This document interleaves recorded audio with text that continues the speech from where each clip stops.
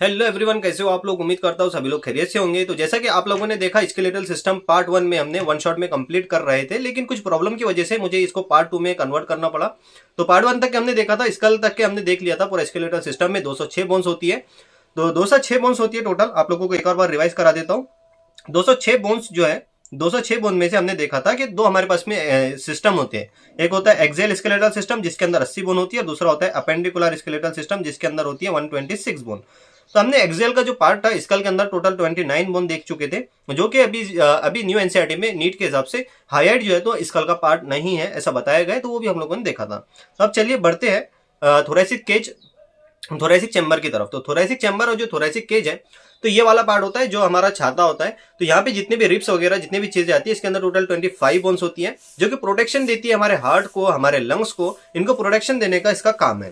तो ये कुछ इस तरह से मैं यहाँ पे आप लोगों को दिखाई दे रहा हूँ। ये जो मेरा पूरा पार्ट है इसे हम कहते हैं थोरेसिक केज या फिर थोरेसिक चैम्बर। और साइड में जो स्केलेटन है मेरे, तो कुछ इस तरह से ये दिखाई देगा। अगर से मुझे अगर से कुछ इस तरह से ओपन करके देखा जाए तो इस तरह से यहाँ पे आप लोगों का हड्डियों का ढांचा दिखाई देगा।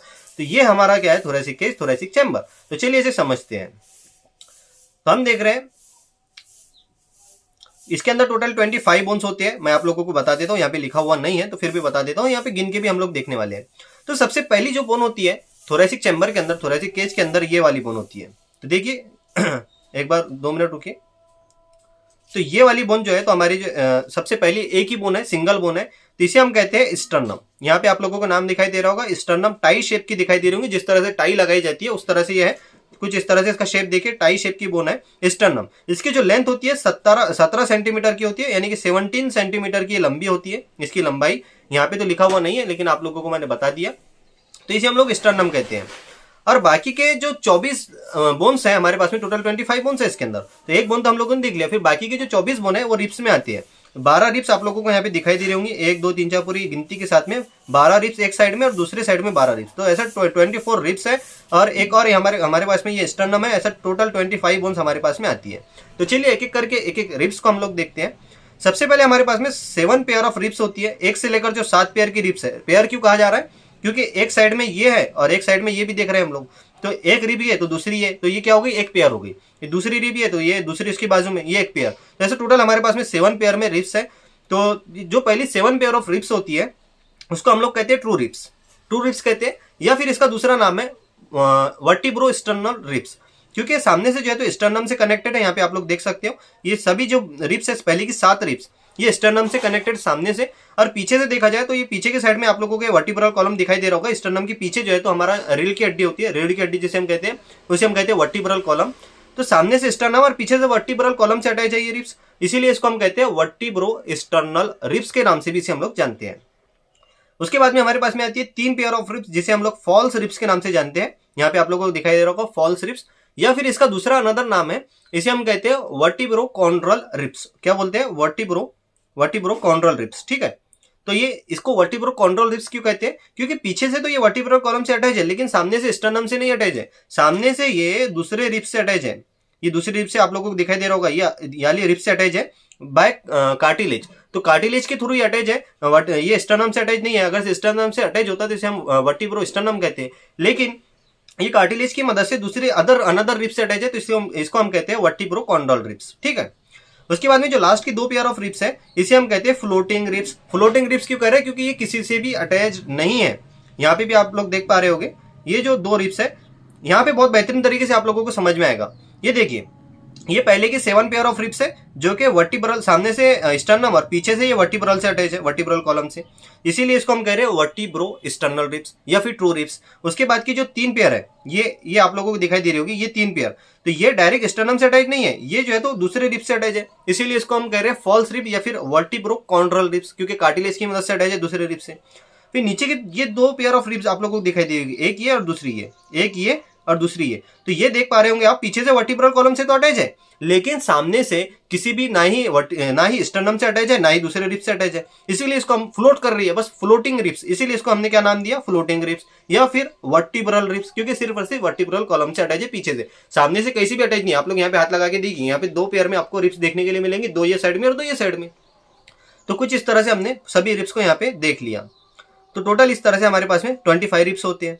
अब आगे का पार्ट देखते हैं।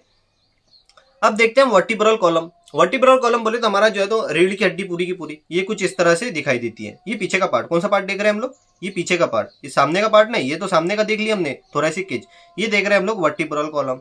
तो वर्टिब्रल कॉलम में टोटल 26 बोन पाई जाती है। यहाँ पे आप लोगों को बताता हूँ 26 बोन पाई जाती है, यानी कि 26 बोन है। किस तरह से होती है देखिए, दोनों व्यू मैंने आप लोगों के लिए लाया हूँ, बैक व्यू भी है और साइड व्यू भी है। साइड व्यू आप लोगों के लिए मैंने 2 बार यहाँ पे दिखाया है। तो सबसे पहले देखिए, हमारे पास में 7 सर्वाइकल वर्टिब्री होती है। हर मैमल के अंदर 7 ही होंगी। जराफ के अंदर भी चले जाओ, भले ही उसकी गर्दन बहुत ज्यादा लंबी है, लेकिन इसके अंदर भी 7 ही सर्वाइकल वर्टिब्री होगी। भले ही उसमें इनलार्जमेंट होगा, साइज बड़ी होगी, लेकिन साथ ही होंगे। साथ ही मन के होते हैं गर्दन के अंदर, मन के कहते हैं आम जबान के अंदर। ठीक है, ये हमारा गर्दन है, नेक। नेक के अंदर हमारे पास में 7 मनके होते हैं। हमारे से लेकर जिराफ के अंदर भी 7 ही मनके होंगे। बहुत सारे लोग सोच रहे होंगे उसकी गर्दन तो बहुत ज्यादा ऊंची होती है। ये हमारी नेक है, और जिराफ की नेक तो कुछ इस तरह से होती है, इतनी लंबी, और ये जिराफ होता है। लेकिन ऐसा नहीं है, जिराफ के अंदर भी 7 ही सर्वाइकल वर्टिब्री होगी। बस इतना होगा कि उसके अंदर जो है तो साइज इनलार्जमेंट होंगी, बड़ी साइज के होंगे। तो ये हमारे नेक के अंदर 7 सर्वाइकल वर्टिब्री होती है। आप लोग देख पा रहे होंगे यहां से लेकर यहां तक के पूरे 7 मन के। उसके बाद में थोरैक्स के अंदर 12 थोरैसिक वर्टिब्री होती है, यहां से लेकर यहां तक के ये 12 थोरैसिक वर्टिब्री है। उसके बाद में एब्डोमेन में 5 लुम्बर वर्टिब्री होती है, यहां से लेकर यहां तक के 5 लुम्बर वर्टिब्री कहते हैं इसको, नाम है लुम्बर वर्टिब्री। और यहाँ पे हमारे पास में आता है एक आता है सैक्रल वर्टिब्री और दूसरा आता है कोक्सीजियल वर्टिब्री, यानी कि सैक्रम और कोकिस के नाम से जानते हैं। ये हमारे पास में 5 ये हमारे पास में कितने होते हैं देखिए, 7 और 12, 12 और 7 कितने हो गए? 19। हमारे को टोटल 26 चाहिए वर्टिब्रल कॉलम में, 19 19 और 5 कितने हो गए? 19 और 5 24। और ये यहाँ पे जो इसने लिखा है 5 और 4, ये 5 और 4 गलती से लिखा हुआ है, ये एक होती है हमारे पास में और ये एक होती है। तो 24 और 2 26, टोटल इस तरह से हमारे पास में 26 क्या होते हैं? वर्टिब्रल कॉलम के अंदर 26 बोन होती है। तो ये हमारे पास में सिंगल होती है सैक्रल, और ये सिंगल होती है हमारे पास में कोकिक्स। ठीक है, कुछ इस तरह से हमारे पास में वर्टिब्रल कॉलम के अंदर 26 जो है तो बोन्स होती है, 26 बोन। साइड व्यू से देखें तो ये 7 सर्वाइकल वर्टिब्री है नेक के अंदर, ये 12 थोरैसिक वर्टिब्री है एब्डोमेन के अंदर, थोरैक्स के अंदर। ये एब्डोमेन के अंदर 5 लुम्बर वर्टिब्री, आप लोग गिन भी सकते हो, 1 2 3 4 5 गिन भी सकते हो, ऐसा कोई बात नहीं है। कलर अलग अलग कलर से दिखाया गया है। और ये हमारे पास में एक सैक्रम है और ये कोकिक्स है। ठीक है, और यही चीज को साइड में दिखाया गया है, आप लोग देख सकते हो।